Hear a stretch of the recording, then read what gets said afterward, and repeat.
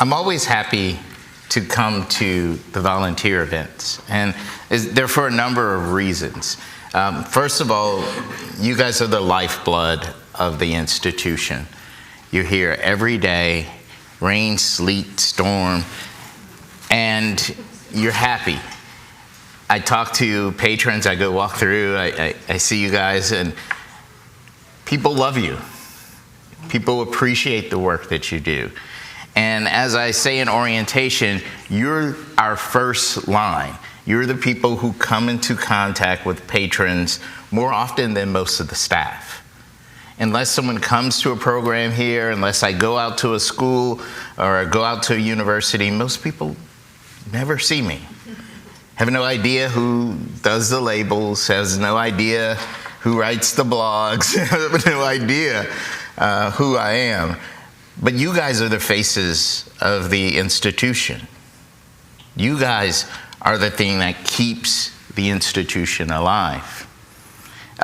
When Jeremy gave me the task of looking into slavery in Illinois, I was more than happy to do it. My specialty area is slavery, but not in the North.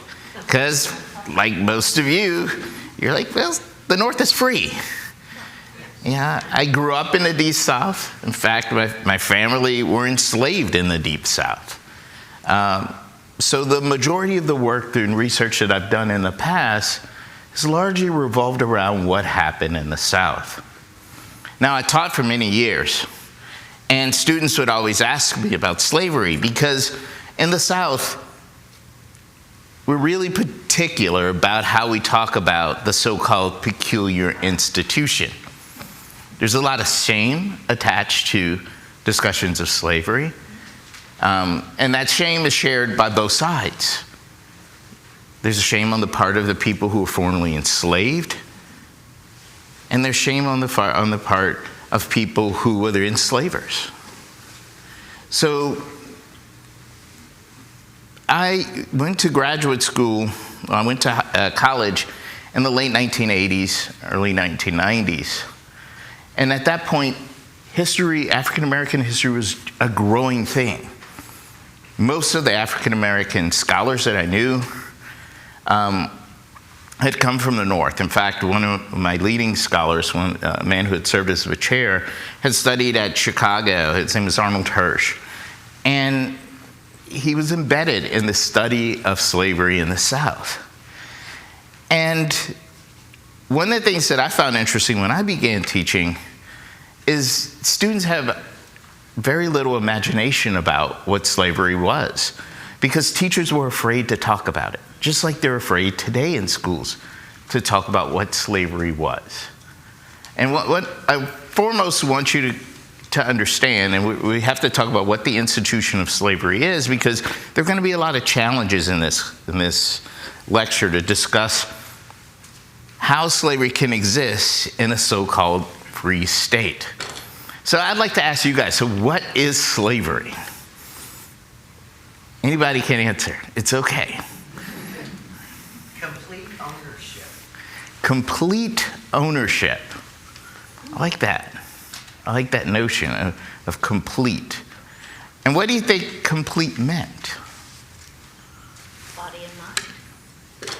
According to the Supreme Court, back then, it meant that a black person was not a citizen, had no rights, and was just property. Okay. How many people agree with that? Agree for the meaning of the word, or do we agree with slavery? No, not agree with slavery. No. Hopefully none of us agree with slavery, right? Hopefully none of us agree with slavery, but agree with the two interpretations that we were just given about slavery. Okay? Yes, most people agree with that, but people are always surprised when I tell them about the introduction of the first slaves in America. The introduction of first slaves in the English colonies happened in 1619. It was 20 and odd slaves that were brought in, and those slaves, nobody knew exactly how to treat slaves because there were no other slaves here. The reason that they brought those slaves is because they were having a hard time. Farmers, English colonists wanted servants to help them develop all this land. and take advantage of tobacco crops. The problem is, things had started getting good in Europe. People weren't risking selling themselves off and signing an indenture for 10 years, 15 years, 20 years. And over time, as more people had come over and gotten free, customs had built up around indentures. There was a custom called custom of the county that now required farmers not only to pay the passage for people to come to the States, but also to give them seed, give them tools, and give them land when they got free.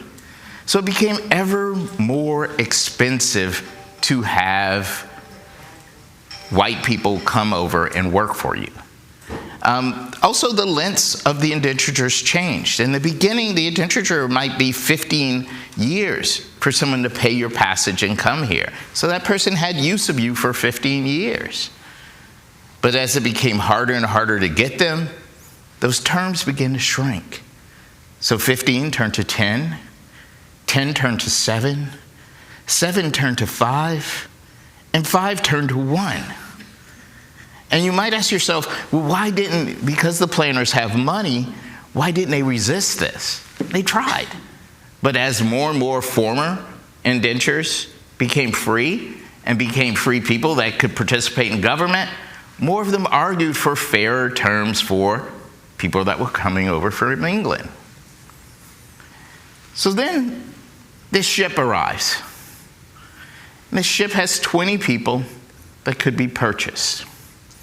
And you own them for life. Seems like a good deal. Slaves aren't a cheap proposition. When students ask me to compare a purchase of a slave, I always say, well, when you buy a brand new car, it's a huge purchase. You need it. But it's a huge outlay of capital.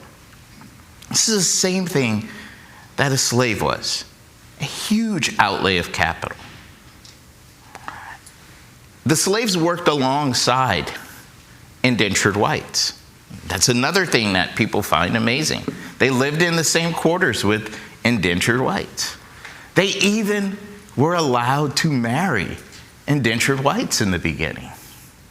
So it wasn't uncommon to have a slave, one of these few slaves, living in the same household with an indentured person, falling in love with that person, marrying that person.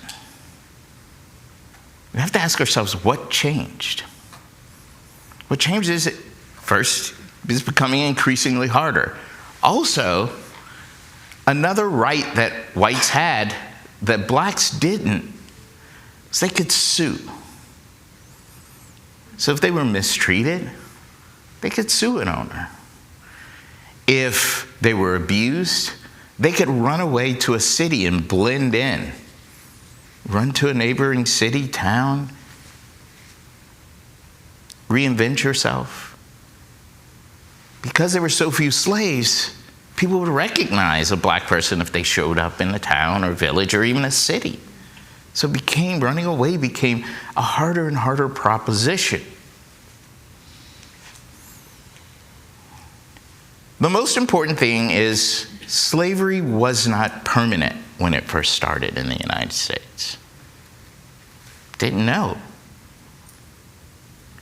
People didn't know that there were ways to escape slavery. If you got baptized, in the case of one slave, Elizabeth Keys, she was baptized.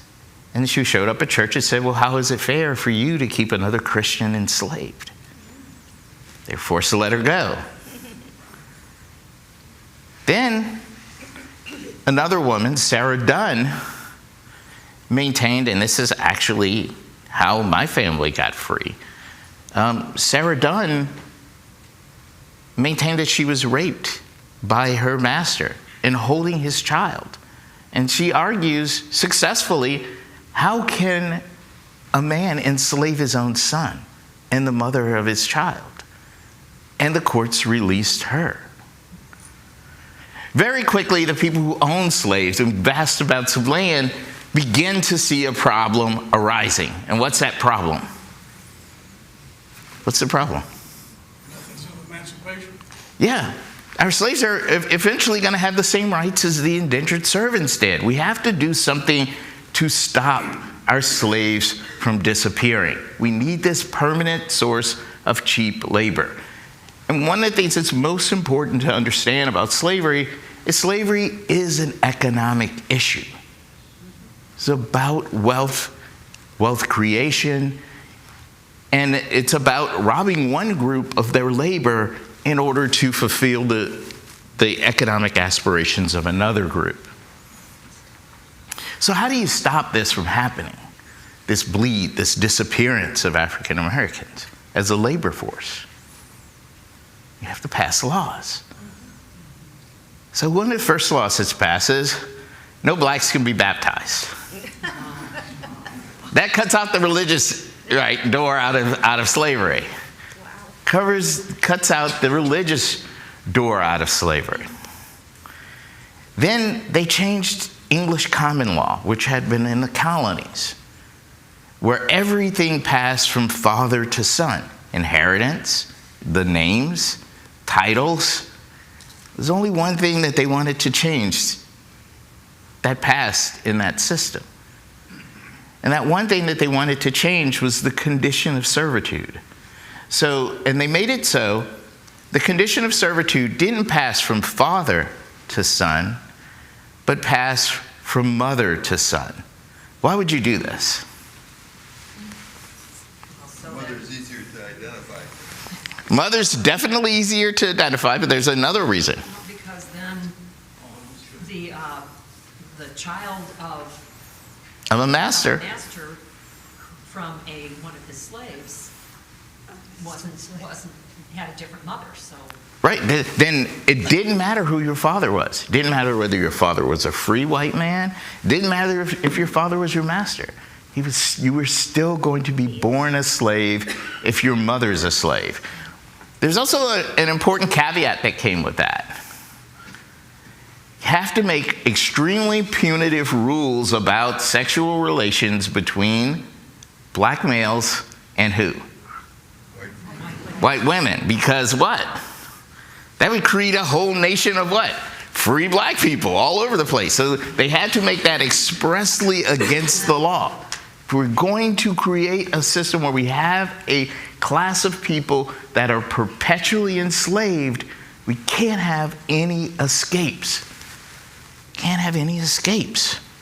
Now you have to remember what I said about indentured servants. Over time, indentured servants were seen as regular people, and they got legal rights, and they could go to courts and sue people. How do you end that with African Americans? If they're here over time, they learn the language, eventually they'll figure out how courts work and petition the courts. So how do you rob someone of their voice in court? Take away their rights. Yeah, but how do you do that? How do you take away the rights of everybody, a whole class of people? Declare them non-citizens. Now, it actually is better. And this is one of the reasons when you hear in American history that Americans perfected slavery, this is exactly what they're talking about. That was a dilemma that people were perplexed about. How do we take away these rights to ensure that over time, people just don't get comfortable with black people. Black people get all the same rights, and then the same thing that happened to our indentured servants happened to Africans. They made them into non-humans. So the word chattel, I always tell my students, chattel rhymes with cattle. They didn't become animals, but they became a living property. How many people have a pet? Can your pet sue you? No. No, your pet can't sue you. Dog can't take you to court. Even Mr. Ed had no voting rights. And as much as I loved him as a kid, he could talk, but he couldn't do anything else. That's what happened to Africans as they came here. They figured out a way to rob them of humanity. And in robbing them of humanity, they robbed them of all the rights that came with citizenship, that came with being a part of a community. Now, I want to eventually get to Illinois. And I just want to make sure that people understand what slavery is, because we're going to deal with another concept of indenture that really isn't indenture. We've talked about white indentures, we've talked about black indentures, but we haven't talked about indentures in Illinois. Okay? The first slaves to appear in what was then the Louisiana Territory were brought in by a man by the name of Philippe Francois Renaud. Renaud was born in Picardy, France in 1686.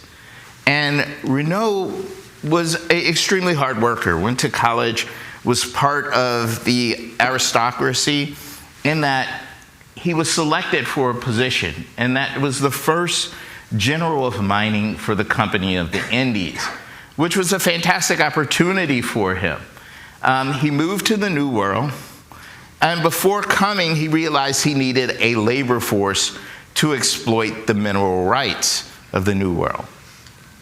So before coming to the New World, he went to Saint-Domingue, and Saint-Domingue is present-day Haiti. There, he was given 200 slaves to bring to the Louisiana Territory with him. He brought these slaves over, and they began hunting for minerals. Their hunt for minerals invariably took them to Native Americans. And Native Americans showed him samples of lead that they had found.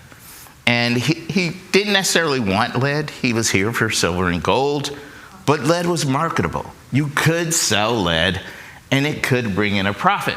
So the very first mines that he opens, and he opens the very first mine he opens is in Missouri, and he opens a series of them along the Mississippi and Illinois also, are mining for lead.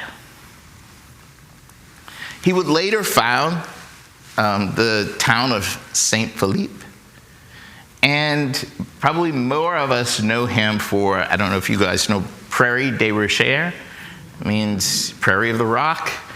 He also founds Prairie of the Rock. And Prairie of the Rock is the breadbasket of the Louisiana Territory. The big city in the Louisiana Territory to the south is New Orleans. New Orleans is a port city in a swamp, not a lot of arable land, so New Orleans could scarcely feed its own population. So you have to ask yourself, if you have this city, a big city, where are they getting their food from? They're getting their food from Illinois. So when the lead company patters out, Philippe Francois Renaud goes back to France, and he sells his slaves, his remaining slaves, to farmers. And those slaves begin farming and producing grain that is shipped south to the city of New Orleans and other settlements, French settlements, to ensure that they have food, particularly in the wintertime. Well, we know a lot about the colony, and much of what we know about the colony was kept in ledgers, and these ledgers are accounts of missions, and they're called the Jesuit Relations. And they were put together by the Society of Friends, and they have, not only do they have what happened in each of the colonies every year, but they tell you how many people were there. So what we know is that I was able to find one, 1750, there were 300 people of African ancestry who were enslaved in Illinois, and there were 60 Native Americans that were also enslaved in Illinois. So that's not a lot of African American people, but it's about 50%. It's about half of the white population at the time. So when you look at it on the comparison of population size, well, there were about half the number of black people here as white French inhabitants.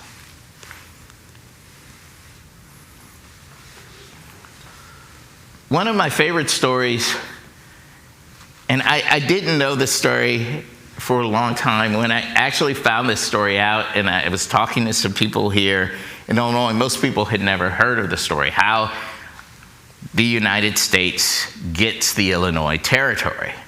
So has anybody here know how the United States got the Illinois Territory? It actually became a possession. Okay, following the 7 Years' War, the British the French will lose the territory to the British, and the British take possession of it.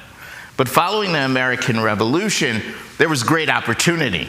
The British were weakened, and they still, at that point, held what was called the Indiana Territory, the Northwest Territory. But there was this very young man, and he's pictured here. He's, at the time that this happens, he's 25 years old. He's a lieutenant colonel in the Virginia militia. His name is Colonel George Rogers Clark, and this is the only existing portrait of him. There were no portraits done of him while he was alive. This was done 10 years after he died. And you can see he's not the 25-year-old dashing young colonel that he once was in this image. In 1777, he was 25 years old, and he was a very young major. He went to then governor of Virginia, a man that we should all know by the name of Patrick Henry. And he went to Patrick Henry with an idea. He said, you know, the British are weaker than they'll ever be. They're right on our fringes, and he said, we have to get rid of this problem and the Indians that support them, or they'll build up their forces and they'll come over to Virginia and they'll attack us. So Patrick Henry asks, what's your idea? And he says, my idea is, why don't we attack them first? And I've got a plan, and if you fund it, you know, this will all be part of Virginia. How many people know that Illinois was part of Virginia? Yes, Illinois was first part of Virginia. We were part of the state of Virginia. Gets an idea, and they don't have a lot of money. They had just come out of the Revolutionary War. They were able to give him $1,200, and they asked him to raise 7 companies, 350 men, 7 companies of 50 each. And he can't even do that, because you have to remember, people are in the Revolutionary War. Some people are still conscripted to state militias. So there aren't a lot of people to go around. So he's only able to get a little over 250 people. And then not all of them are healthy. So like 10 of the guys were too old. So when he gets to the border, he gets into Kentucky, he has to leave them because they're too old to make the whole journey. He crosses over the Ohio River, gets into the Indiana Territory, is able to capture English-speaking hunters. So he sees English-speaking hunters, doesn't know if they're friend or foe, captures them, and says, look, I'll let you go and I'll pay you if you show me how to get to Kaskaskia. And initially, they agree, but then they get lost. And he says, look, either you straighten this out and you find Kaskaskia, and we're just going to kill you. So the guy's like, give me another day or so. Give me another day or so. I'll find Kaskaskia. And they do. And when he finds Kaskaskia, it was actually better than he had imagined. The British forces were far weaker than he had ever dreamt. They were able to sneak into the fort unnoticed. They were able to capture the guards and then sneak into the home of the then governor. What's his name? Philippe Francois Rocheblaise. And capture him while he was in bed with his wife. So imagine the guys kick open the door 3 o'clock in the morning, surprise, and they take the fort. Well, you got to be asking, well, how's he going to hold all this territory? That's a lot of territory. What he was counting on was the fact that these were French people who had really just been conquered by the British, and that they really just didn't want to be under British control. So he makes a deal with all the inhabitants. Look, I won't change anything. I won't change anything. All you got to do is pledge your allegiance to Virginia now. And they do. And he comes back a war hero. So he does an enumeration, a census, so to speak, of the territory, and it's in his letters. And his enumeration at the time, in 1777, there were 1,000 inhabitants, he says, of European descent, mainly French-speaking, and 600 slaves at that point. There's 600 slaves. The next question people have is, how did the territory switch from Virginia to becoming its own separate territory? When Virginia was ushered into the federal government, when the federal government is created, Virginia agrees to surrender the territory that they have captured. And then it is made the Northwest Territory. The very first law governing the Northwest Territory is the Northwest Ordinance of 1787. And the Northwest Ordinance of 1787 makes special provisions for slaves that are there. And it's important that we note, the ordinance noted there should be no slavery, involuntary servitude, otherwise than punishment for a crime whereof the party shall have been duly convicted. So they say that slavery is against the law, but they give a very important caveat. And that caveat goes back to the promise that was made when the French people went along and said, sure, we'll become part of Virginia. We won't change anything. And they said, we'll grandfather in the ownership of slaves. We will just commit that we won't bring any new ones in. And that stood for a while.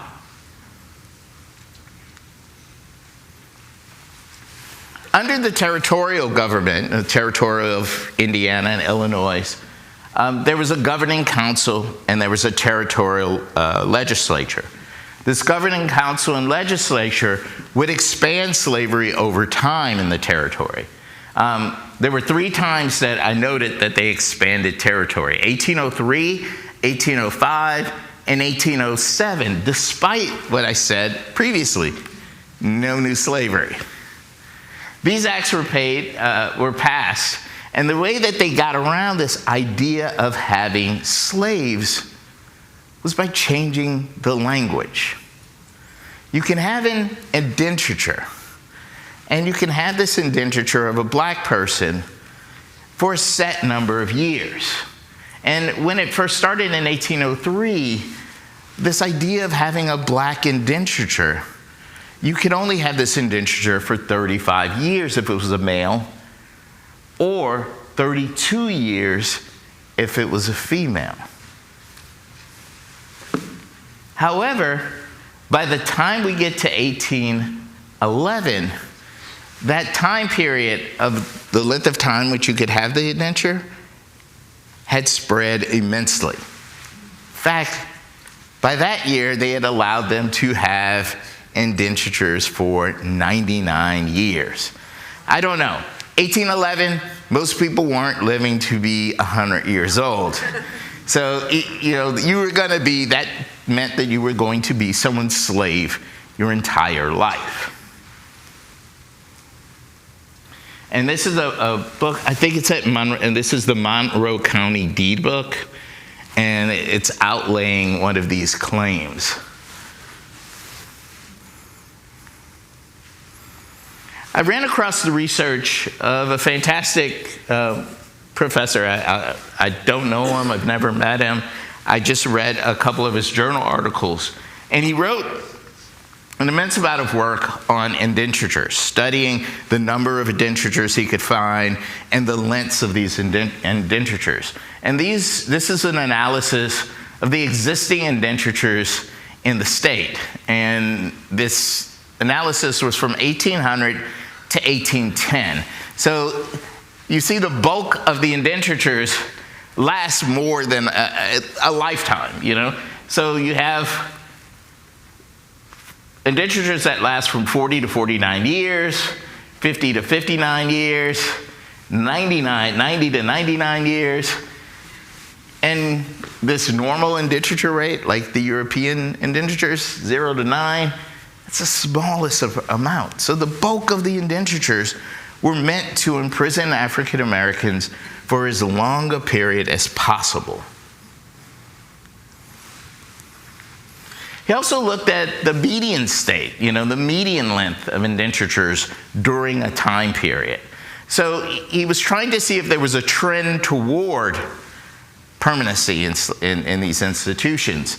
You see, in 1809, the average indenture was 30 years.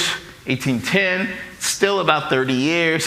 1811, it hops all the way up to 40 years. Then it drops back down to 20 or 25. 13, it hops back up to 30.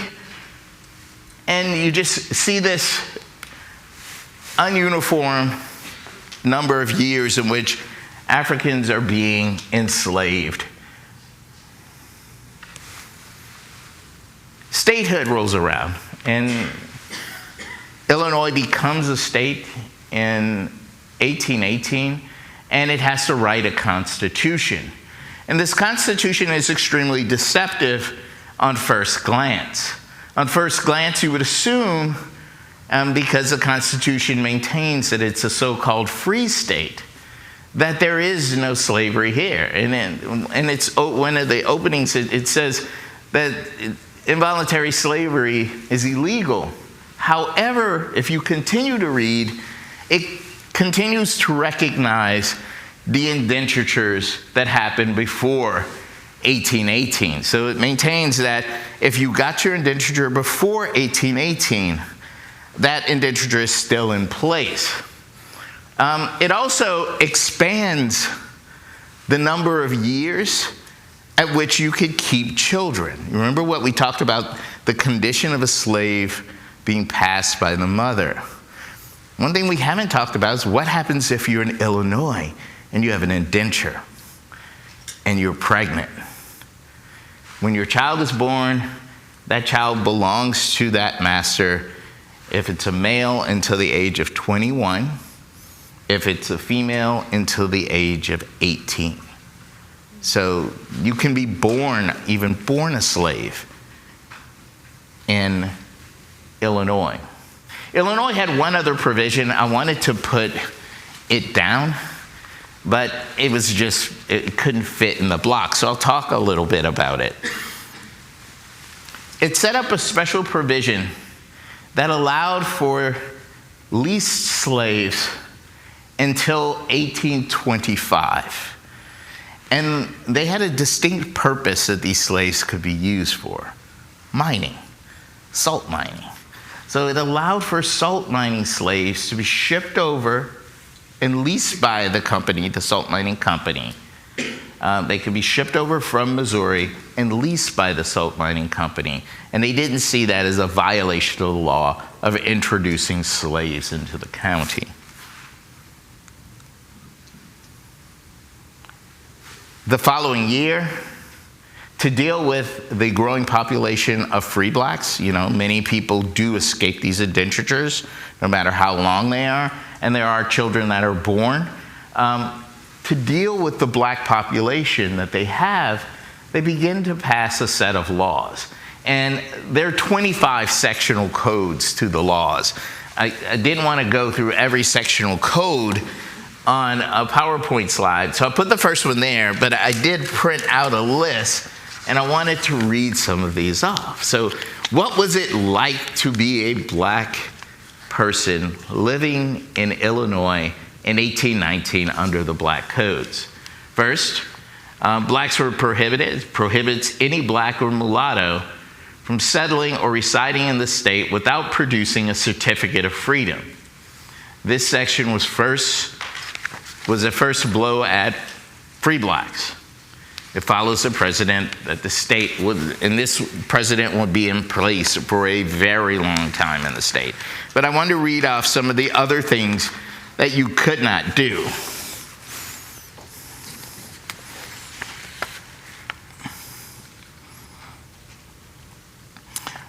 Black people were prohibited from emancipating. So they couldn't release someone, even if it was your child that was held in bondage. You couldn't, even if you had the money, release that person. So you were free. You could not pay to have someone emancipated. Also, blacks were required, whenever they traveled, whenever they moved somewhere, to register themselves with the legal authorities. That could mean going to the city clerk's office. That could be going to the mayor's office and proving that you are free and registering that you are in that place. Blacks were forbidden under a penalty of $1.50 a day from hiring or employing, people were forbid from hiring or employing a black person without a certificate of freedom. So if someone had snuck in, if someone lost their freedom papers, they were unemployable at that point until they got new papers. It became the duties of masters to provide servants with sufficient food and clothing, and anyone who could not feed this person. So you couldn't bring in a slave if you couldn't feed them. Slaves were forbidden from signing contracts. That includes mortgages.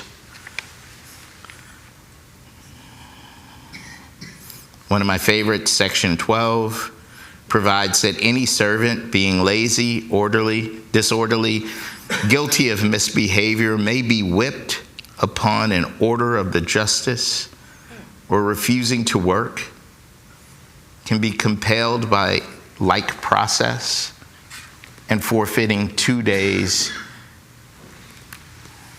So you'd be arrested for 2 days and whipped if you were disorderly or deemed misbehaving. You also could not gather in number. So the idea of going to church, you couldn't gather in number unless there were whites present. So it restricted black movements. It restricted black ability to gather together. It also restricted their ability to free themselves or free others.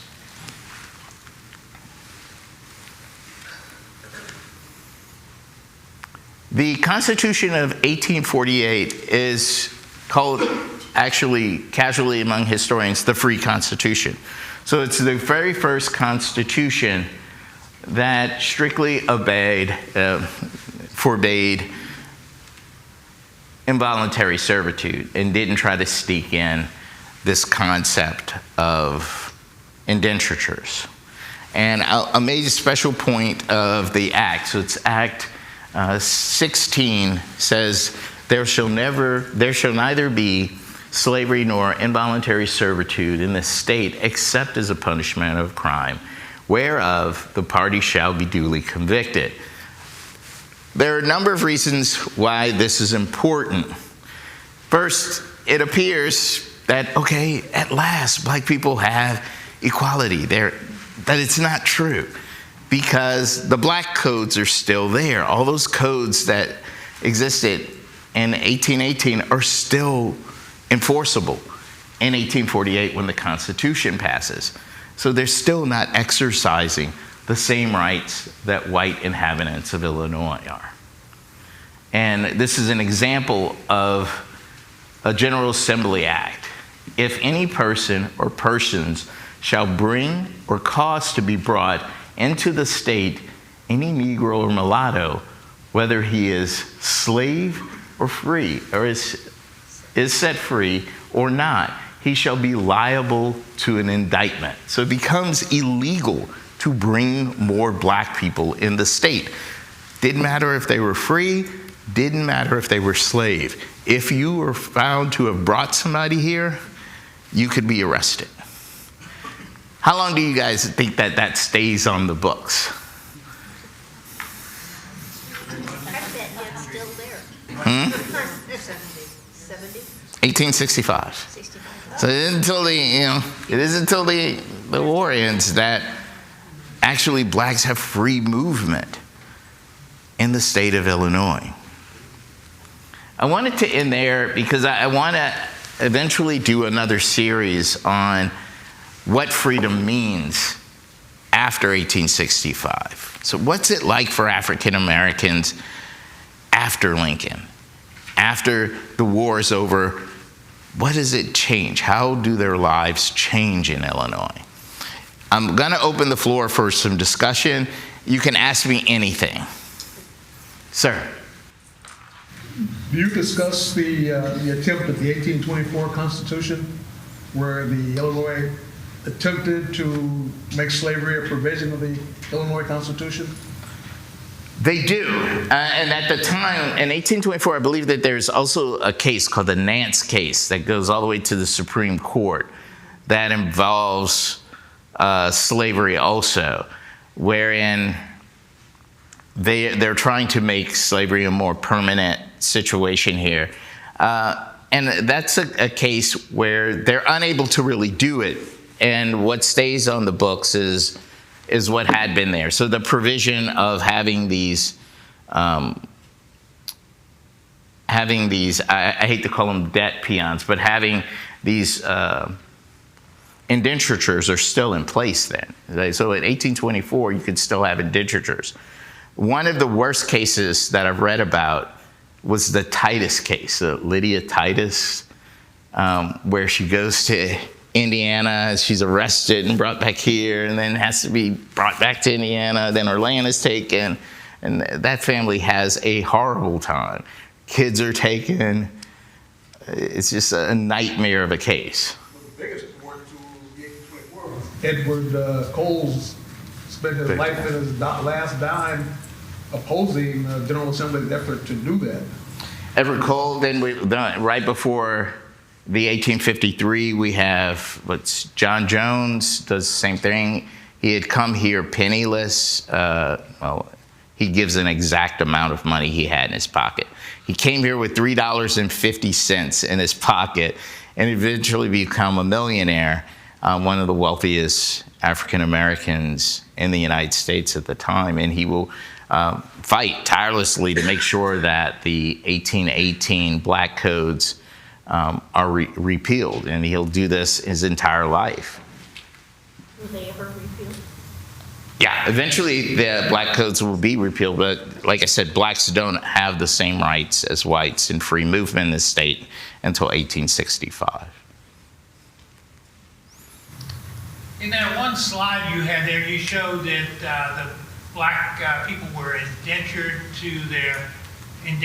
until they were 21 for males and 18 for females. But wasn't that also the same thing for white people? And I mean, that was Abraham Lincoln's problem with his father, was he was basically indentured to him until he turned 21. Yes, indentures still existed for whites, but these black codes didn't apply to whites at all. Black codes were expressly applied to African American people. Another thing with white indentures that wasn't apparent with black indentures, and one historian I read, his name was Allen, dealt distinctively with indentures, just like the man that made the graphs that I was showing. What he discovered was that indentures often mention money being paid to an individual, and they quite often say the money was paid to the individual who's enslaved. But he said when he began investigating this, almost never was that the case. The money was going to someone else, and they were writing these deeds as if these individuals had indentured themselves. So that's another difference between white indenture, this white concept of being indentured, and this black concept of being indentured. The black concept of being indentured was just a way around slavery. The white concept of indenture was to lease yourself out, where you got some distinct benefit from leasing yourself out. These black people getting no distinct benefit from leasing themselves out. And in the case of whites, whites are not subjecting their children to indenture also. This idea of the condition of the indenture passing on to their children was not also an issue. Yes, ma'am. But the gentleman behind me said that Abraham Lincoln was indentured to his father. And that's not the way Dr. Temple described that. He described that as it was a custom. And in some places, they even made it a law that a young man was not allowed to leave his father's house until he was 21. No free rides. You owe your father the labor. And I believe it's very true that Thomas Lincoln rented Abraham Lincoln out to people that needed work, and Thomas Lincoln was the one that got paid. And you are also correct that children could be compelled to work until they were of legal age. And the proceeds of their work until they were illegal age was not their own. But would that actually be called an indentureship? Not formally an indenture because there's no contract. There's no contract there. It's just But a custom at the time. I think what he was saying is that Lincoln's father could indenture his own son out. So his father could write a contract compelling his son to work for someone and his son not receive any of the proceeds, just as the slaves didn't receive any of the proceeds. The parents would receive your proceeds. Did Thomas Lincoln? I'd have to look. Like I said, I'm not the Lincoln scholar. I'd have to look and see if there are any known indentures of Lincoln. But I've never heard of Lincoln actually there being a written indenture. In fact, I would know about it if it exists. I don't want to say it doesn't exist because I haven't looked for one, but I've never heard of one. But that would be the case for many people, and particularly people that were his age. If you were a minor, if you were 15 years old, and your dad leased you to a farm, he could draw up a contract where you would be paid wages, but those wages wouldn't come to you. They would come to your parents. When they moved from Indiana to Illinois, and Lincoln was 21 when they did that, his parents ended up down around Charleston. He went on to New Salem. Right. First time he was away from his father, the first time the fruits of his labor would be his home because of the law that required him to turn his wages over. Right, and quite famously in our museum, there's the discussion of him being paid for the first time, and he had never had that kind of money ever in his life. He probably never had any money in his life because all of the money he'd ever made had gone to his parents. Sir? Can you discuss a little bit about voting rights as it related to the indentured individuals that were white and the indentured that were black? In Illinois or on the East Coast? On the East Coast, you were a bondsman until you were released from your contract. So in many of those communities, you didn't have rights until you had completed that contract. So you were the bond of someone else. So you really weren't free to act on your own. So in many cases, and particularly in land-based, where they had land-based voting, because you were a bondsman, you had no land, you likely had no voice. But once they started custom of the county, and they had to give you land, then immediately you became an active voting part of that community, which meant a lot more than being a non-voting person in the community. You could actually change laws. And that's why you begin to see the treatment of indentured whites change immensely, because more and more people broke free of that system.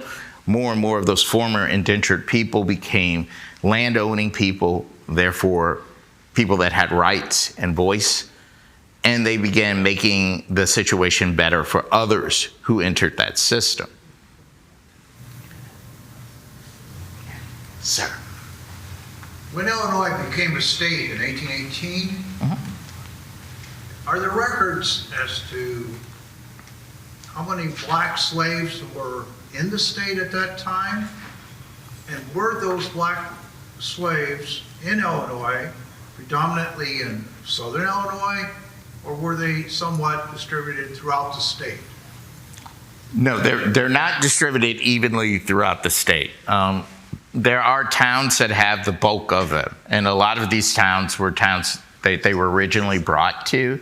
I know in Polk County, there were a large number of African Americans, and many of those people were descendants of those slaves that were brought in from Saint Domingue. So, yeah, there were just pockets of black people. Black people were still an oddity here. They weren't the bulk of the population by the 1820s. They were just a fraction of the population. They were only found in certain places. And in context of the state's history, most of the state, when it was in 1818, the very first capital was Kaskaskia. Right? And it was populated from south to north. North, right. Up until around the time Lincoln's family came in, when it started, people were coming more from the east and the north. Yes, the bulk of where slaves would have been were along the Mississippi River and the formerly French-held territories. When we talked about Prairie des Rochers, that area would have had slaves because they needed the slave. But once the mines were closed, people purchased those slaves to work fields, and that population stayed there. Generally, those agrarian fields are pretty stable, so those farms grow, and the population of blacks grows, and that's why the bulk of that population, those pockets of African Americans that are in large number, are found in those southern counties. Yes? Brian, I'm really simplifying this, am I to conclude that it was the French, Renault, who introduced black slavery into, well, I guess the United States, what became the United States? No, if we look at the United States as the contiguous states that we have now, there were already slaves in the Spanish-held territory. So, But I mean, east of the Mississippi, I guess. east of the Mississippi, particularly in the north, Bienville also went to Saint Domingue when he needed additional labor because nobody wanted to go to Louisiana. Louisiana was a swamp that had bouts of yellow fever, and there are great stories about Louisiana. They had a hard time getting people to come there. So one of the reasons that the African American culture is so different and slavery is so different there is really based on these shortages that they had. They had a hard time getting skilled labor. So if you had a skill, why would you go to the middle of hell to practice that skill? So people, I'm not going to go to Europe if I'm a blacksmith to there. So people began training black people to do these skilled labor jobs because they didn't have any white apprentices for the jobs. But this created a whole skilled artisan class of blacks in Louisiana. And then once the Spanish took over the colony from the French, the Spanish didn't trust the French, so they needed soldiers. And they started employing these people who had been enslaved as part of their military to offset the possibility of insurrection there. And that helped the blacks. They made provisions. There's a whole set of laws that the Spanish will put in place for the American colonies called the 7 Partitions. And these laws were really, really flexible for Africans under their regime because largely they wanted to make sure that they had this force to help them fight the French. And there was a certificate called Sangre de Limpensada that allowed black people who had money to buy whiteness. So you could buy a certificate that made you officially white. No matter what your skin color was, all the rights white people had, you could marry white people. You became officially on the record books a white person. And that was very advantageous. That built a lot of goodwill with the black community. They didn't use blacks like the French used. The French had a problem with blacks running away to the Natchez Indians and joining with the Indians. So what the French did was create a force of black soldiers that would go fight the Indians. So the Indians no longer trusted African Americans. So when African Americans ran away, they no longer took them into the tribes. So they'd use blacks in really sort of these insidious ways. When the Spanish take over, they allow blacks to form their own units with their own officers. And they treat them the same way as they treat the white units. And they realize that they have to have buy-in because they don't have the numbers to hold the French without assistance.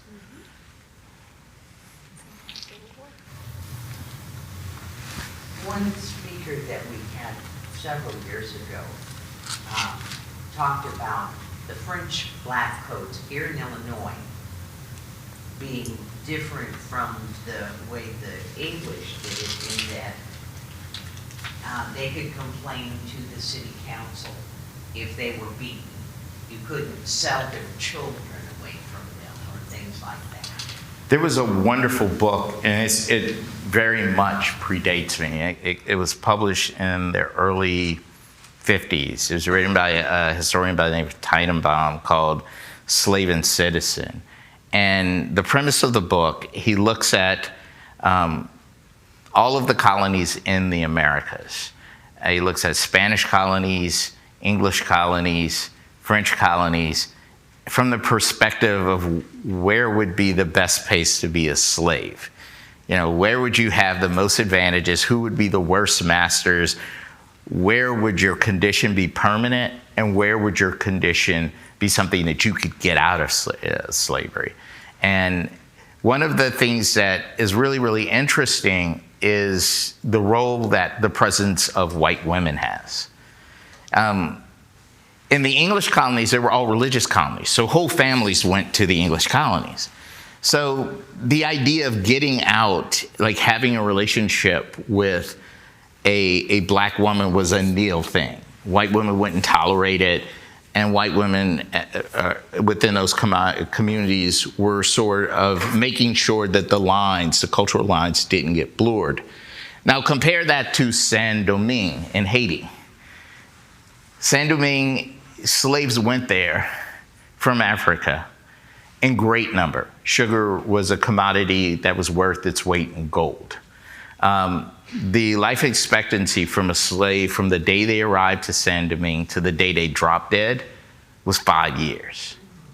So they just worked people to death. So there was just constant trail of ships from Africa to Saint-Domingue. And the same thing with Brazil. Brazil, sugar, it was temperate. They could grow sugar there, steady stream of ships, because the mortality rate was so high. Now, if you're a woman, if you're a man that's there, because of the climate, there weren't very many women that went there. So you had a choice. You could engage in sexual relations that was forced, which probably went against your own values, definitely your religious values, or you can openly engage yourself with an African woman who is available. And that becomes a vehicle of escape for black women there. And that's how they actually will develop a mulatto class there, is because so many people engage in this activity of having these relationships and wanting to have normative relationships with women. They don't want to be raping people. They want to have families. If I'm going to be here and run this plantation my whole life, I better, try to have as normal a life as whatever I can. But for these women who see this as, I got 5 years to figure out a situation or I'm going to die in these fields, I'd much rather be in a relationship that I maybe don't necessarily want to be in, but there's escape for me. There's freedom for me. There's freedom for my children through this. So a lot of that happens. And in fact, in Louisiana history, we have at the time it was called concubinage. Because you could, if you were, say, the second son of a nobleman, you didn't get your father's titles or estates, you would often get a purse or an inheritance from your mother's estate. And with that, they would go and buy territory and hope to be successful and hope to come back to Europe with lots of money and marry a really wealthy young lady who happens to be the second daughter of somebody who's super wealthy. So they often would come here, run these plantations with hopes of going back and marrying someone. But you can't go do that if you legally marry some black woman on the island. So under the Code, and this is why the Code Noir in 1824 was written by the French, it was largely the Pope started getting upset because so many people were having sex outside of racial bounds that the racial lines in the colonies began to be blurred. But there was sort of a rule, and the rule is a lot like Vegas. What happens in Vegas? What happens on the frontier?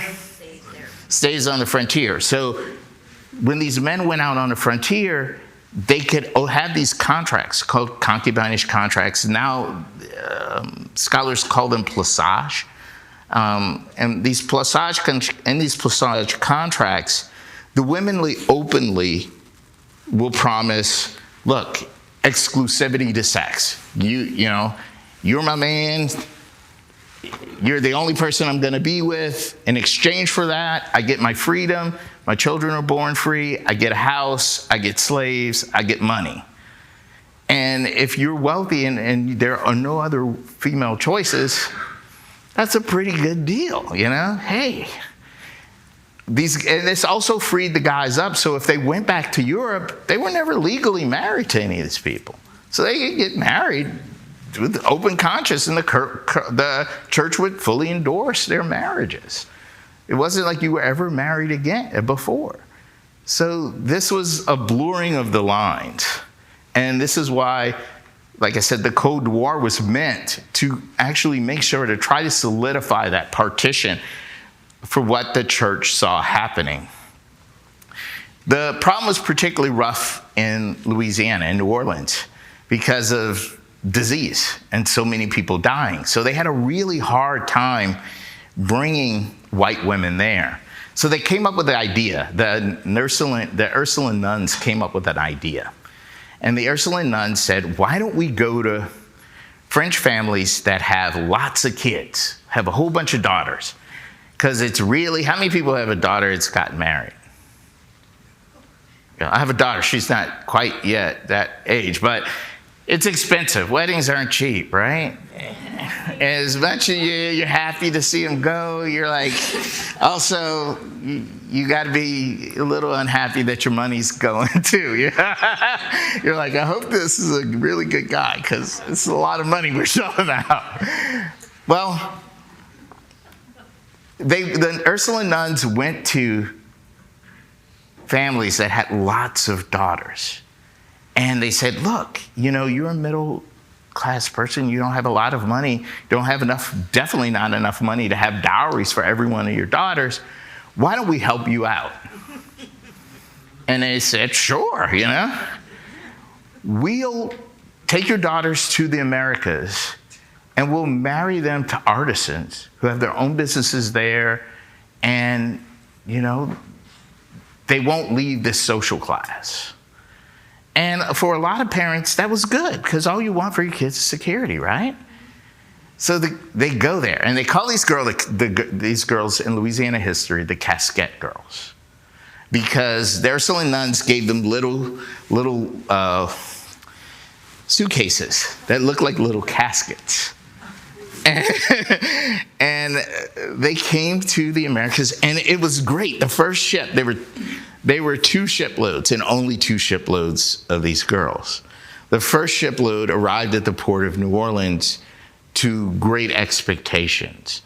The port was filled with guys. Imagine this, a city that has very few white available women. And so the port's filled with guys that are waiting on the ships. They're cheering for the girls as they're walking down the gangplank. Guys are picking them out. Yeah, that's my girl. I'm going to marry her. And they married them all off for like a week.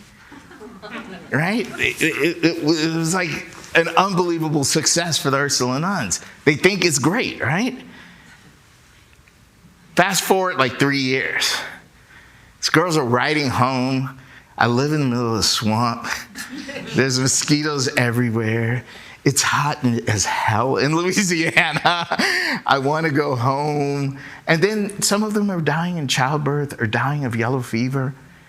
And these letters are getting home to France, right? So they try to do a second ship about 5 or 6 years later. And they go to all the families and they're like, hey, we'd like to send your daughter to New Orleans. And they were like, well, we had a neighbor that sent her daughter and she died of yellow fever. Nah, it's okay, we'll just marry her to the guy down the street who has no money. At least she'll be here with us. So they couldn't find women to go on the second ship. So how do they solve the problem? Because they got all these guys already, look, bring me a girl back. I'm waiting. How do you solve that problem? No, the Ursuline nuns went to the prisons. And they found all the prostitutes. They were like, look, you're either going to be in prison or executed. We'll give you one chance. You get on this ship, you go to New Orleans, and you marry some guy. And it goes terribly bad. I mean, these women come over. There's all sorts of stabbings. Husbands start getting killed. And it never happens again. And this is a true story. So if you're in New Orleans and you meet ultra elite people, say you go to Mardi Gras and you go to Rex and you ask people, who's the bluest blood here? And they'll say, well, his family comes all the way back from when Bienville was here. You'll hear people say, well, my family was from the first ship of Casquette girls that came over.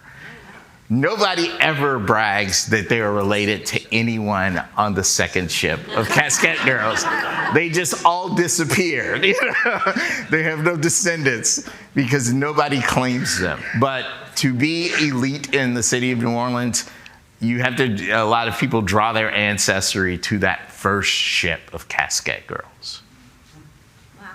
Yeah. Yes, ma'am. So where was it the best place, the French, the Spanish, for a slave to live? I don't know if you finished that. Oh, the best place for a slave to live was probably under the Spanish, or in a city like New Orleans that had no discernible other form of living. One of the things why Prairie de Rocher was so important is because they couldn't grow anything, any large food stuff in the middle of the swamp. So when winter would come on plantations, the way people survived on plantations in Louisiana, they take these skilled slaves that they have, plasterers, brick masons, blacksmiths, they lease them out in the city of New Orleans to build architectural projects, like build a basilica or build a cabildo or build housing. And that's how they made money to survive the winters. In order for your slave to do that and come back, what they would often say is you could keep a portion of what you produce for your own upkeep. Then when the Spanish come in, the Spanish put a provision in the 7 partitions that says, if a slave has enough money, you have to sell him. You have to free him if he can pay for himself. And you can't charge them an exorbitant price. They set up a mechanism by which it had to be fair market value. So quite often slaves would, when it came time and they had enough money, they would start limping or say that they'd start playing then to age. I'm really, really old. I'm not worth what you think I'm worth. And you see these records in the Cabildo records. You see these people arguing that, look, I'm sick, I'm only worth this amount. And then it became a part of the job of that governing committee of the Cabildo to decide what your true value was.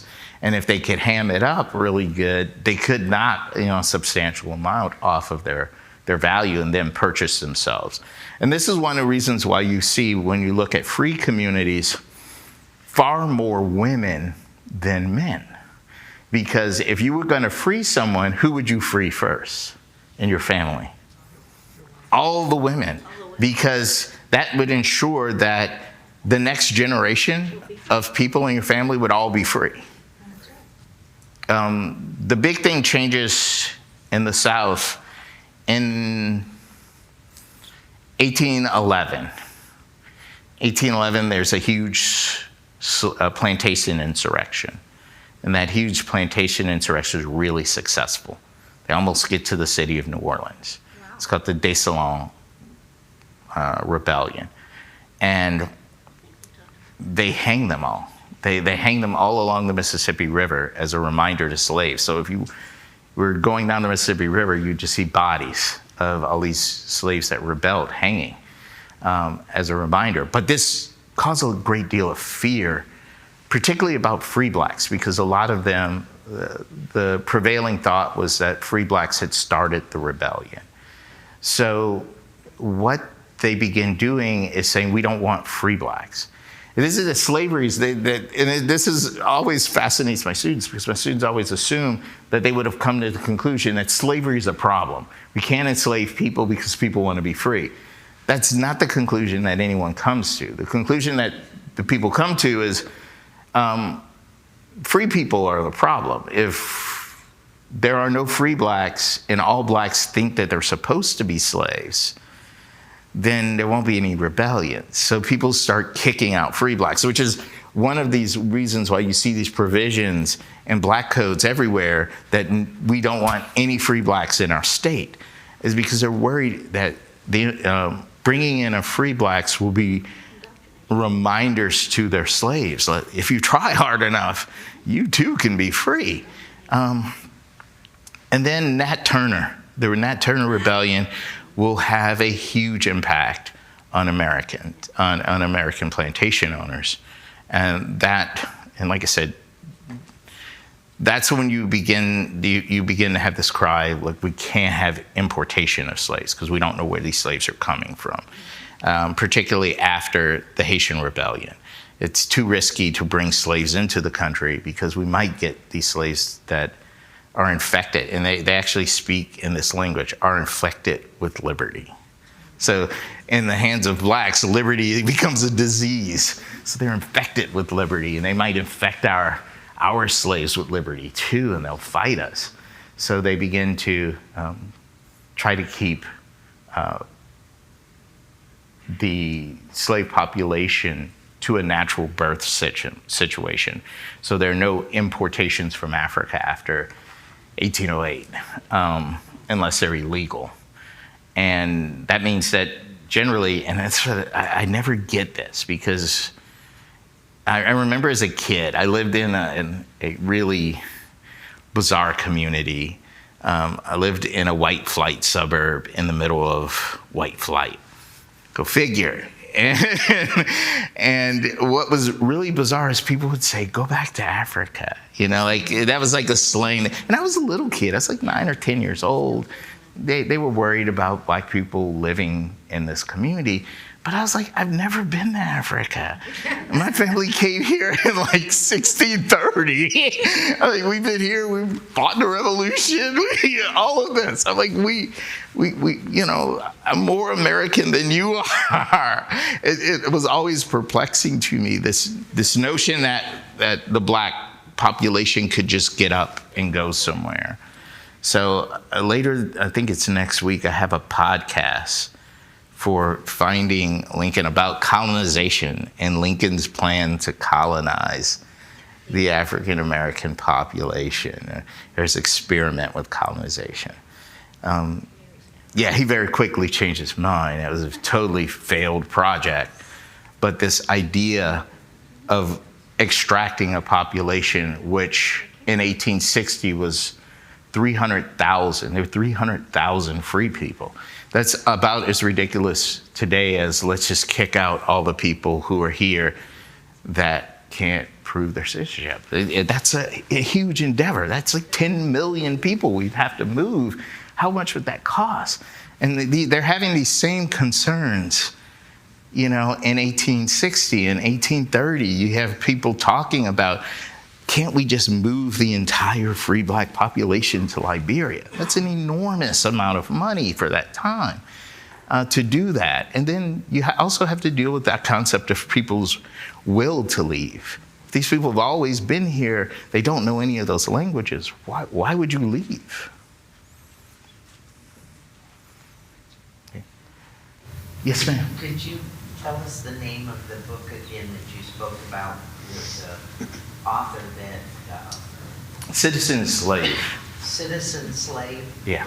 I think the author's name is Tannenbaum.